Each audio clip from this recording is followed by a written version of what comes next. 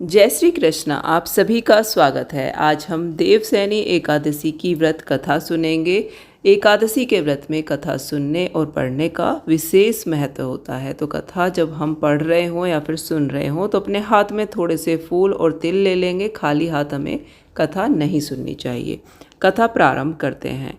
युधिष्ठिर ने पूछा, भगवान, आषाढ़ के शुक्ल पक्ष में कौन सी एकादशी होती है? उसका नाम और विधि क्या है, यह बतलाने की कृपा करें। भगवान श्री कृष्ण बोले, राजन, आषाढ़ शुक्ल पक्ष की एकादशी का नाम सैनी है।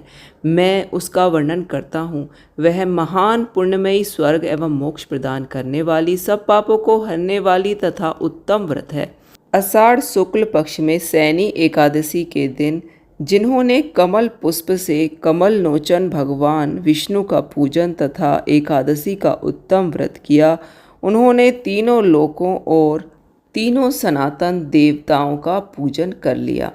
हरिशयनी एकादशी के दिन मेरा एक स्वरूप राजा बलि के यहाँ रहता है और दूसरा क्षीर सागर में शेषनाग की सैया पर तब तक शयन करता है जब तक आगामी कार्तिक की एकादशी नहीं आ जाती। अतः आषाढ़ शुक्ला एकादशी से लेकर कार्तिक शुक्ला एकादशी तक मनुष्य को भली भांति धर्म का आचरण करना चाहिए।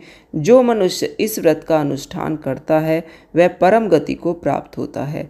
इस कारण यत्नपूर्वक इस एकादशी का व्रत करना चाहिए। एकादशी की रात में जागरण करके शंख चक्र और गदा धारण करने वाले भगवान श्री हरि विष्णु की भक्ति पूर्वक पूजा करनी चाहिए।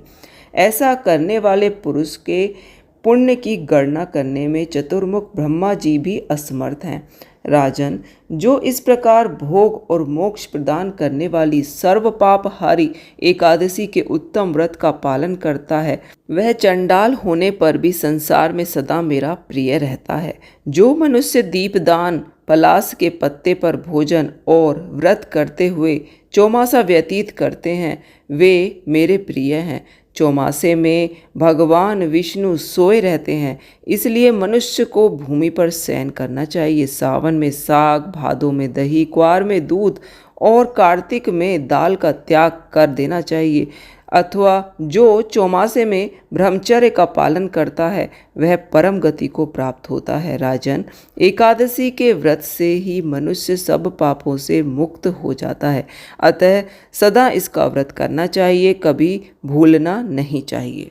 सैनी और बोधनी के बीच में जो कृष्ण पक्ष की एकादशियां होती हैं, गृहस्थ के लिए वे ही व्रत रखने योग्य हैं। अन्य मासों की कृष्ण पक्षीय एकादशी गृहस्थ के रखने योग्य नहीं होती। शुक्ल पक्ष की एकादशी सभी करनी चाहिए। कथा समाप्त होने के बाद जो भी फूल और तिल हमने हाथ में लिए हैं वो हम भगवान के चरणों में छोड़ देंगे और इसके बाद हम प्रेम पूर्वक आरती कर लेंगे और सूर्यदेव भगवान को अर्घ देंगे। आज की कथा आपको पसंद आई हो तो वीडियो को लाइक और शेयर करें और हमारे चैनल को सब्सक्राइब करें। जय श्री कृष्ण।